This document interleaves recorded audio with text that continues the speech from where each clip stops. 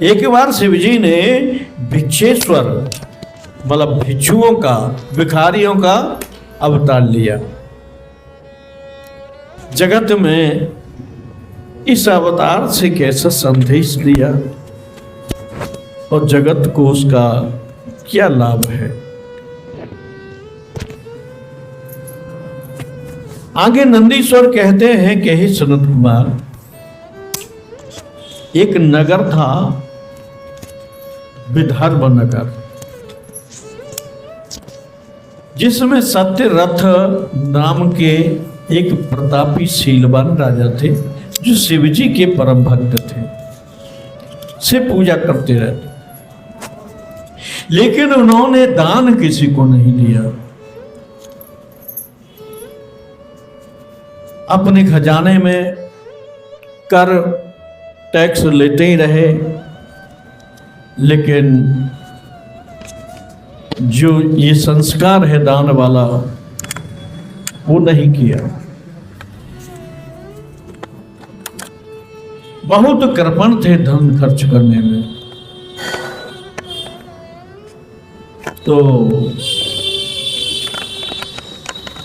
एक बार उनके शत्रुओं ने, दुश्मनों ने सत्यरथ पर आक्रमण कर दिया।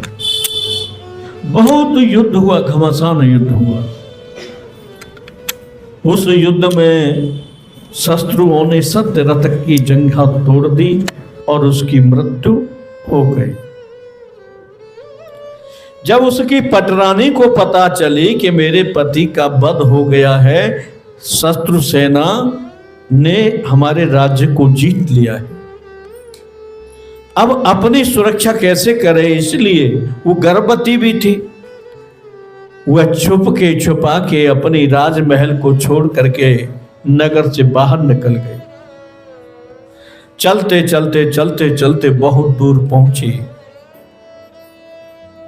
एक सरोवर नदी के तट पर एक सघन वटवृक्ष देखा और उस वटवृक्ष के पास में नीचे एक आश्रम बनाया और वहां वो रहने लगी।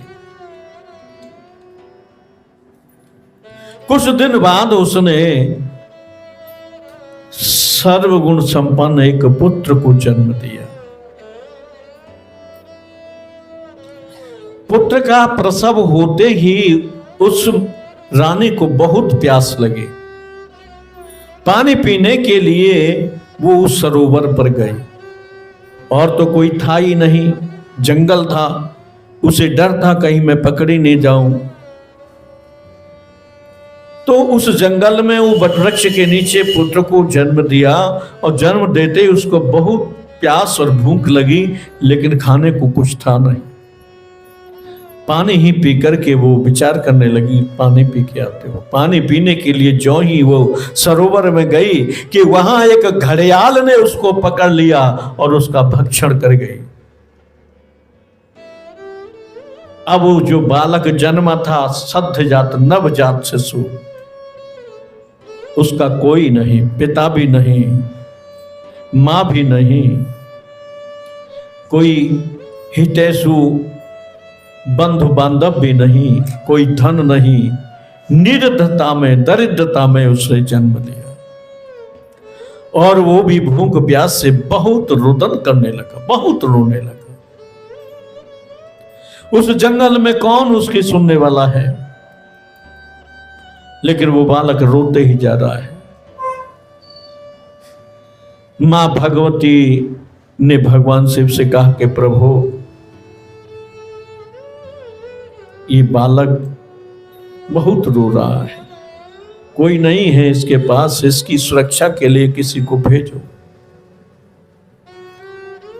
तब भगवान शिव ने उस सरोवर के पास में ही कुछ दूरी पर एक गांव था, वहां एक भिखारिन थी, वो ब्राह्मणी थी। उसके पास भी एक पुत्र था। अब भगवान शिव ने उसकी बुद्धि को ऐसे घुमा दिया कि उस बालक को गोदी में लिए वो उस सरोवर की ओर जाने लगे।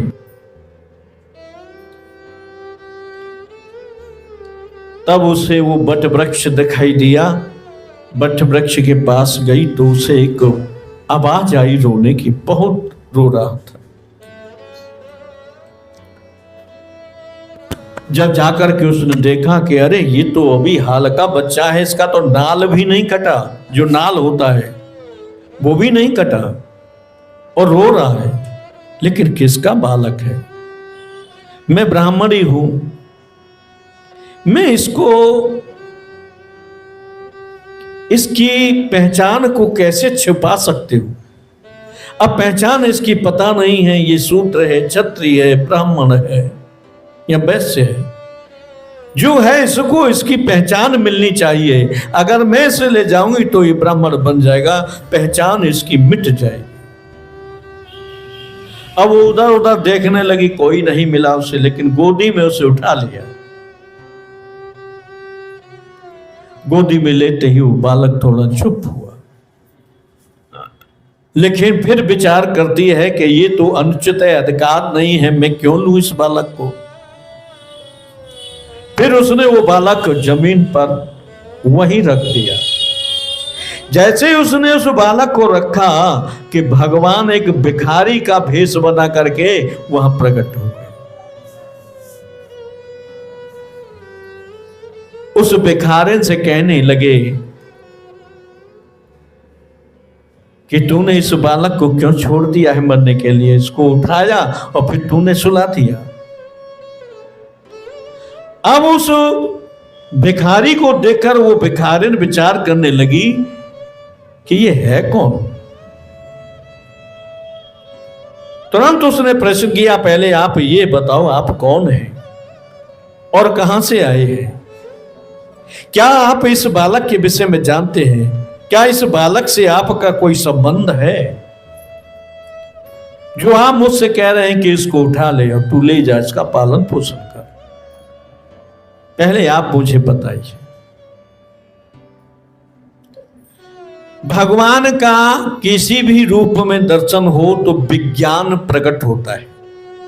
और उस भिखारिन ब्राह्मण के हृदय में विज्ञान प्रकट हुआ और वो कहने लगी, मुझे तो लगता है कि ये आपका भक्त है और आप शिव हैं, महादेव हैं, जो भिखारी का रूप धारण करके आए हैं।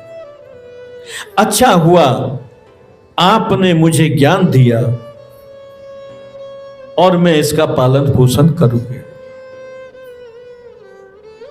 लेकिन आप कहो तो सही कि बालक कौन है, किसका है? और इतनी दरिद्रता में यहां माता पिता हीन पड़ा है। भगवान से भिखारी रूप में ही उससे कहा कि देखो,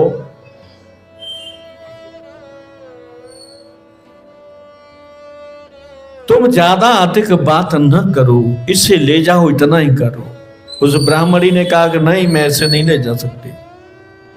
इसकी माता कहां है और इसका पिता कहां है, यह भी मुझे बताओ। अगर आप मेरे संदेह का निवारण करेंगे तो मैं इसका पालन पोषण करूंगी। अब तो भगवान ने जान लिया कि ब्राह्मणी विज्ञान से तेज हो गई, अब इसे साक्षात्कार करना पड़ेगा। और उसके पिछले जन्म का कुछ पुण्य उदय हुआ। भगवान शिव ने तुरंत अपना महादेव वाला रूप धारण कर लिया और वो उन बालक, अपने बालक को भी छोड़कर भगवान शिव के चरणों में गिर पड़े, दर्शन किया। भगवान शिव ने कहा, तुम देवी, तुम खड़ी हो जाओ। उस ब्राह्मण ने कहा कि मैं जान तो पहले ही से रही थी कि आप कोई महापुरुष हैं। चलो अच्छा हुआ, दर्शन हुआ, पर प्रभु आप ये बताओ कि ये इसका पिता कौन है और इसकी माता कहां है?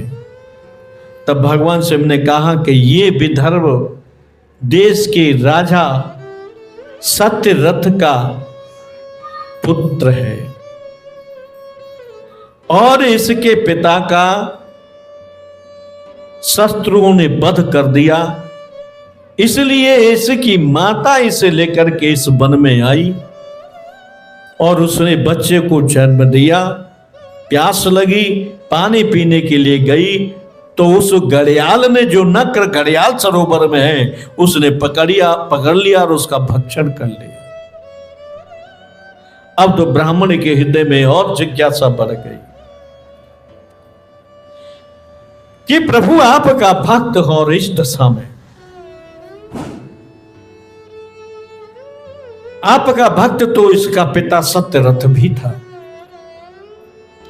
जब उसका पिता भक्त था तो इसकी माता भी आपकी भक्त रही होगी, फिर ऐसी दुर्दशा को ये क्यों प्राप्त हुआ?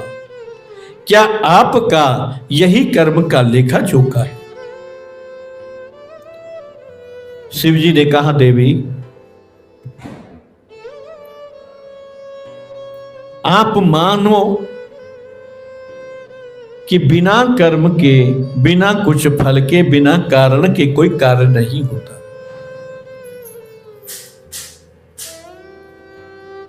मैं इसके पिता की जान बचा सकता था और मैं इसकी मां की भी जान बचा सकता था और इसे राजघर में ही प्रकट हो जाता, परंतु इनका प्रारब्ध बहुत खराब है। इनके कर्म इनके आगे आए हैं, उस कर्म को मैंने भेटाया नहीं। क्यों?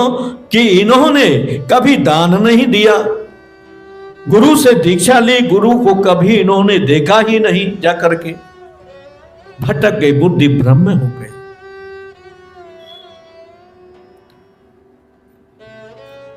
फिर अंत में उस ब्राह्मणी ने कहा कि प्रभु, ये बड़ी विचित्र बात है, इस बालक का क्या दोष है जो इसने जन्म लिया, इतनी दरिद्रता में, माता पिता हीन, इसका कौन सा कर्म है? उस कर्म को भी मुझे कहो।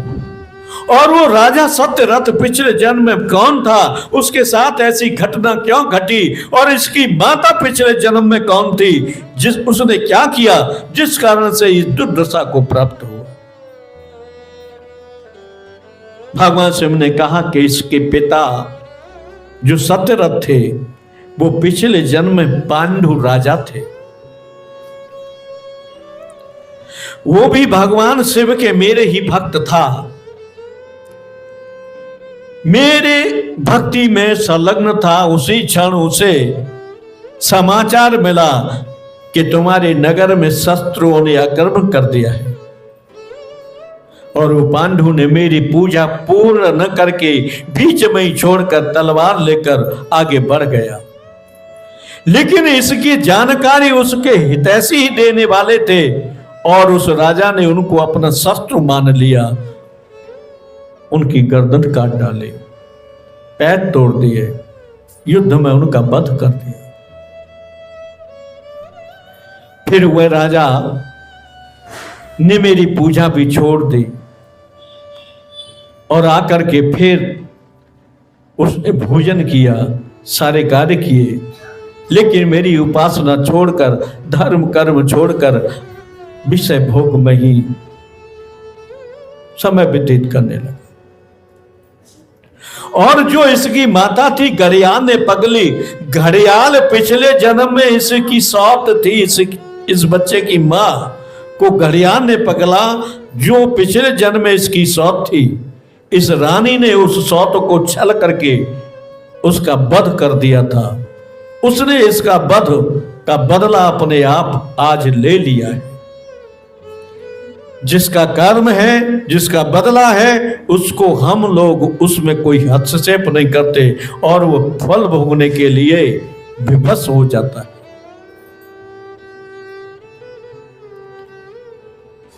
अब ये सब बात सुने तो फिर उस ब्राह्मण भिखारी ने कहा कि ये बालक कौन है पिछले जन्म में, जो इतनी दरिद्रता में जन्म लिया, माता पिता हीन होकर। कर्म तो इसके भी होंगे कुछ न कुछ गंदे। तब उन्होंने कहा, यह वही सत्यरथ राजा है, अपनी पत्नी के यहां से पुत्र रूप में प्रकट हुआ है।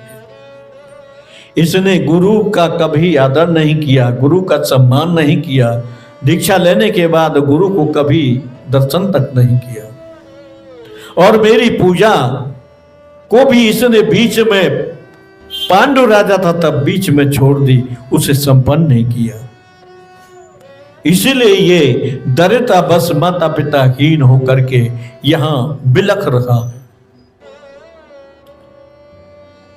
तब उस ब्राह्मण को संतोष हुआ और वो सत्य रथ राजा ही जो अपनी पत्नी के गर्भ से पैदा हुआ उसे वो ले गई। उसने अपना बालक जानकर उसका भरण पोषण किया। फिर कुछ समय बाद उसे सांडल्य ऋषि के आश्रम में दोनों बच्चों को संस्कार कराने के लिए गुरुकुल भेज दिया। भगवान शिव की कृपा से दीक्षा प्रारंभ होने के बाद वो जब बालक जो राजपुत्र था आया तो बड़े पराक्रम कौशल से भगवान की कृपा से वो फिर राजा बना। बोलो सच्चिदानंद भगवान की।